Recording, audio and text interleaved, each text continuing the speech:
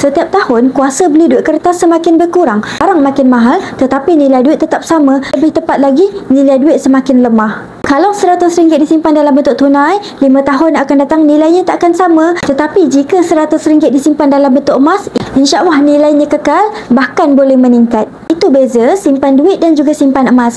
Duit menyusut senyap-senyap, tetapi emas menyimpan nilai secara diam-diam. Sebab itu mereka yang tahu manfaat simpanan emas, mereka terus bertindak. Mereka tidak tunggu harga emas paling rendah, harga emas paling murah. Ada yang tukarkan RM100 ke dalam bentuk simpanan emas setiap bulan, ada juga yang simpan 1 gram 1 bulan, malahan ada juga yang simpan lebih setiap bulan. Tetapi itu semua bermula dengan satu kesedaran. Kalau kita tak jaga duit kita akan tinggalkan kita. Kalau kita tak lindung nilai kekayaan kita, nilai kekayaan kita akan hilang tanpa disedari. Simpan emas bukan untuk kaya esok pagi, tetapi untuk jaminan kewangan yang lebih stabil dalam jangka masa yang panjang. Ingat tuan-puan, ilmu tentang emas bukan tentang tahu semata-mata, tapi untuk kita bertindak dengan yakin. Jadi simpanlah emas dengan ilmu, bukan sekadar ikut-ikutan, kerana bila kita faham nilainya, kita akan sedar betapa pentingnya emas ni dalam kewangan kita. Bagi tuan-puan yang belum lagi mulakan simpanan emas, boleh ambil peluang daftar akaun percuma.